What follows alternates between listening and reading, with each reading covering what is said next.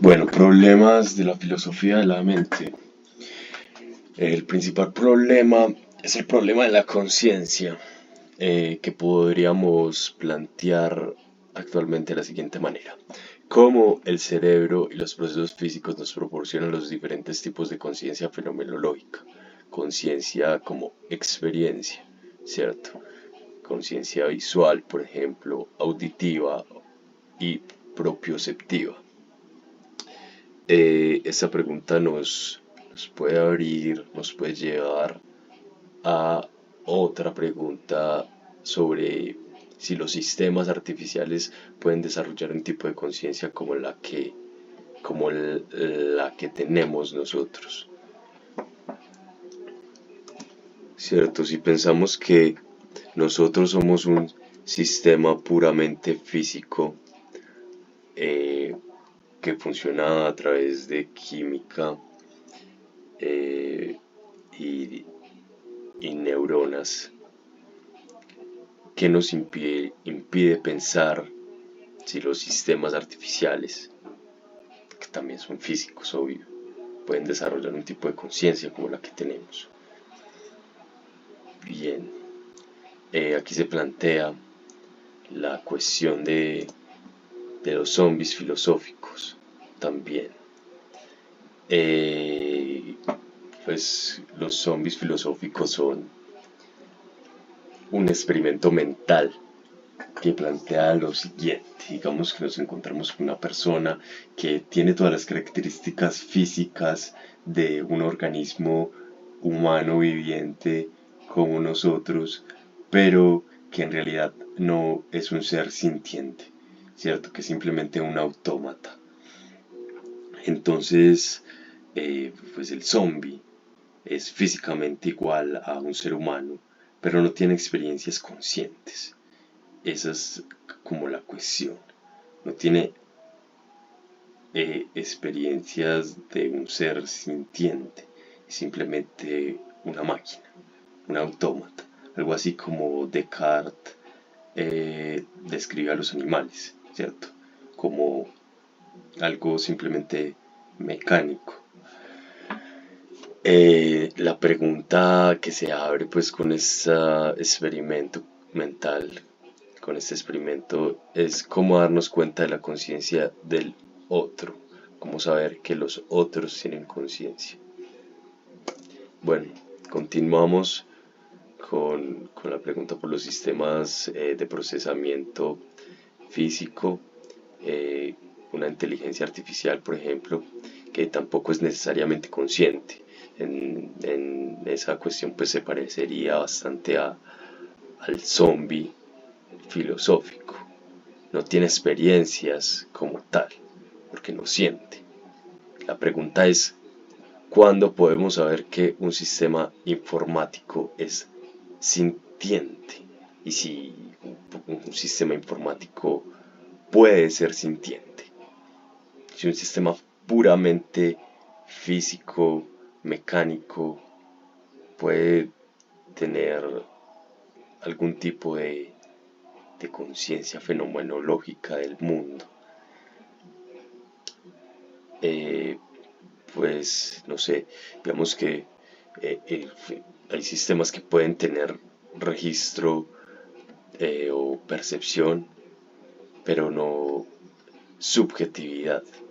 Habría que preguntarse qué es la subjetividad en todo caso, pero Pero sí, pueden tener registro como, así como un termómetro registra la temperatura o percepción y decir, no sé, por ejemplo, qué se está percibiendo en determinado momento. Pues sí, un sistema puede recibir información y decir, estoy viendo un, un perro, por ejemplo, pero la pregunta es si está sintiendo lo que dice estar viendo, si está sintiendo esa percepción. Bien, eh, otra pregunta que se puede plantear es si de acuerdo a la complejidad del cuerpo aparece la experiencia subjetiva, ¿cierto? Y eso nos lleva a preguntarnos por otros tipos experiencias fenomenológicas como la de los animales. Bien, aquí entra el tema de los qualia, que refieren a la singularidad de la experiencia subjetiva en un momento determinado. Y un caso de qualia es el caso del espectro invertido, que nos plantea la pregunta de cómo podemos saber si todos vemos el mismo color azul, por ejemplo.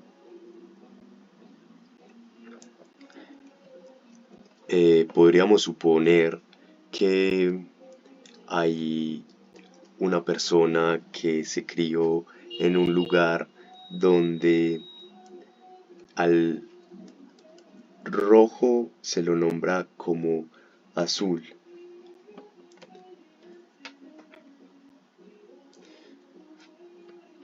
Cierto, se crió en una comunidad donde, donde el rojo se nombra como azul, ¿cierto? Entonces cuando esa persona ve el cielo dice que es azul, pero en realidad está viendo rojo. Y estamos viendo perceptualmente cosas diferentes, pero las nombramos igual. Entonces la pregunta es cómo podemos comparar nuestras experiencias de los colores, por ejemplo. Se dan qualia diferentes frente al mismo estímulo y la cuestión es que pues no podemos acceder a la conciencia perceptual de la otra persona y eso es lo complicado.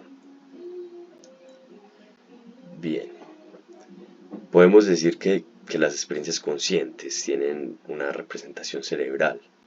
Actualmente pues hay muchos experimentos que digamos que comprueban eso de alguna manera, ¿cierto?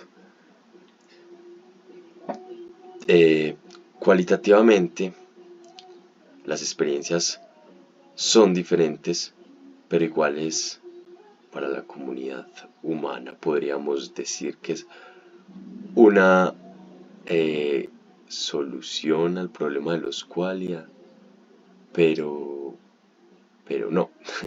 Todavía sigue estando la duda de cómo podemos saber que, que las otras personas, pues, digamos que tienen la misma experiencia fenoménica de, de los colores, por ejemplo. Bueno, y aquí entra esta cuestión de que quizás los cerebros tienen diferencias, quizás no, los cerebros, cada uno de nuestros cerebros tienen diferencias morfológicas experienciales. Eh, bueno, que se configura la morfología del cerebro a través de las experiencias que uno vive. Y esto puede llevar, digamos, a la singularidad de cada mente, a pensar en cómo cada mente es diferente y estamos, digamos, frente al problema de, de la otredad, de cómo podemos pensar la diferencia de nuestras mentes y cómo podemos incluso determinar que el otro tiene mente. Esa es la pregunta fundamental. Bueno, vamos con el problema de la intencionalidad.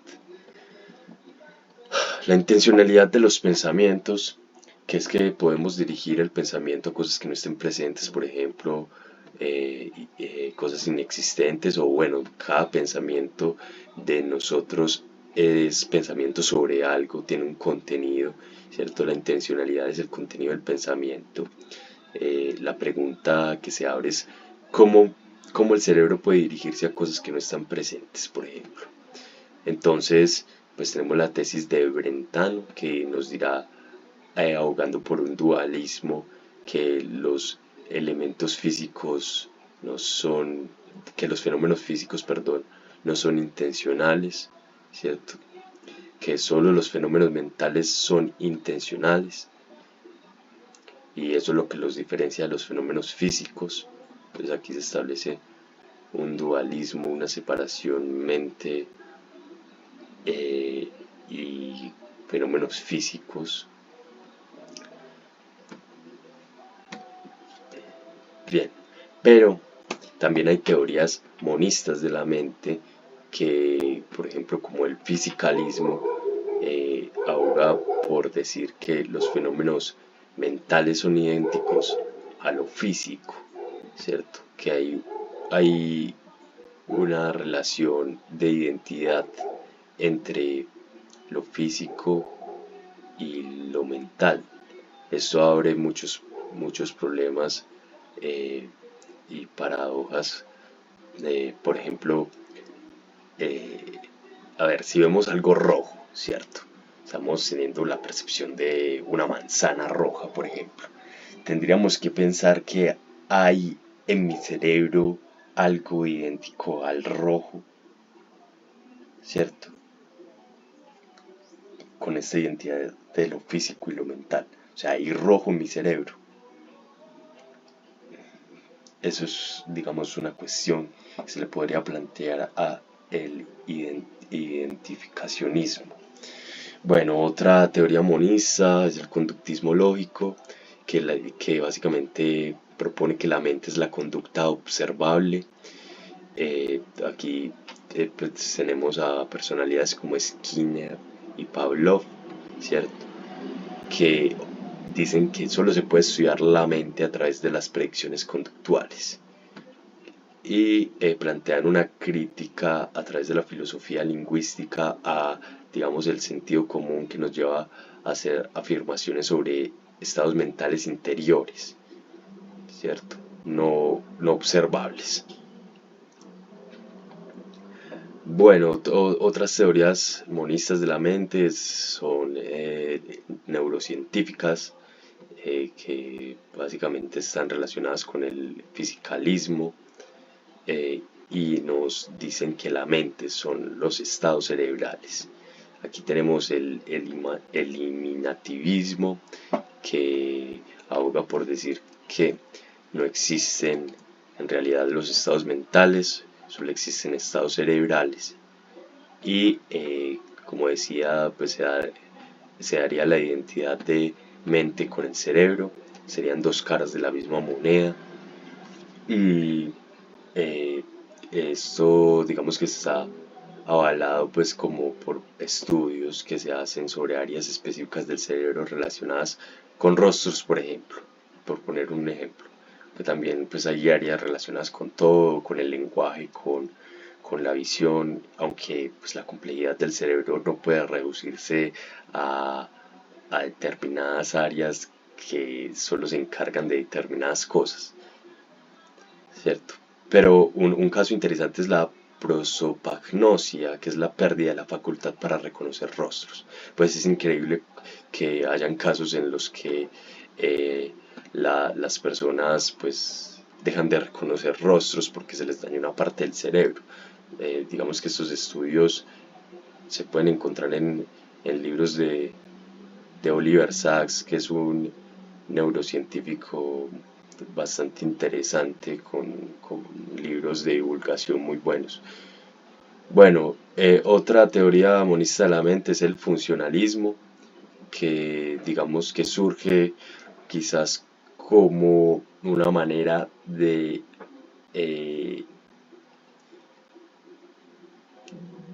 de mantener la teoría de la identidad mente y cerebro eh, frente a las críticas lógicas que se establecen pues desde Leibniz. Entonces lo que dice es que en realidad hay diferentes cerebros, pueden haber diferentes cerebros y no todo es fisiología. Digamos que además del hardware hay un software, o sea, podemos tener distintos hardwares pero con el mismo software, o sea, hay realizabilidad múltiple.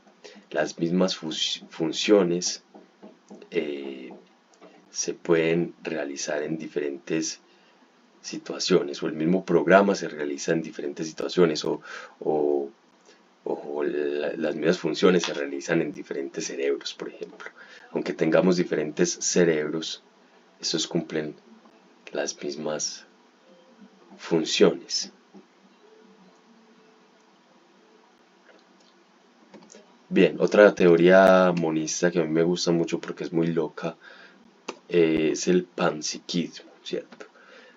Como para resolver todo el problema de dónde surgió la conciencia, en qué punto surgió la conciencia, como algo inconsciente, les digo, algo consciente surge de algo no consciente, es decir, como la mente surge de la materia, como lo físico, como de lo físico surge algo mental. Pues el panpsiquismo dirá para resolver este problema que todo tiene mente, que la mente no surgió sino que siempre ha existido. Entonces habría que decir cosas tan descabelladas como que el átomo tiene experiencia fenoménica, ¿cierto? Y pues hay algunos autores que están abogando por un protopanpsiquismo, ¿cierto? Que diría pues que todo, absolutamente todo tiene experiencia fenoménica, pero que hay diferentes niveles, por decirlo así, de esta experiencia, ¿cierto? Para eventos mentales más complejos se necesitarían cuerpos más complejos, es decir, eh, la conciencia dependería de la complejidad de la agrupación de diferentes factores, pero en realidad cada uno de esos factores por sí mismo ya tiene una experiencia del mundo, de alguna manera, una experiencia que resulta quizás inaccesible para el ser humano a través del lenguaje. Bueno, eh, y, y ya digamos que pues hay varios tipos de dualismo, teorías no monistas acerca de la mente, el dualismo substancial, por ejemplo, que es, uno de sus mayores expositores fue Descartes, con el interaccionismo y todos los problemas que trae, pues intentar decir que la res cogitans y la res extensa son dos sustancias diferentes y que de alguna manera se relacionan por, por quién sabe qué cosas espirituales, ¿cierto? También tenemos a Leibniz con su paralelismo y el ocasionalismo de Malebranche, no sé pronunciar el nombre de este señor, ¿cierto? Y también el dualismo de propiedades, que es donde podemos encontrar el epifenomenalismo, que es una teoría que nos dice básicamente que la conciencia mental, más bien los eventos mentales, son eh, algo diferente a lo físico, pero surge de sistemas físicos, ¿cierto? Es algo raro esa propuesta, pero bueno, ahí está en la historia, pues de, digamos, cómo se ha intentado dar respuesta al problema de la conciencia, que es el gran problema de la filosofía de la mente.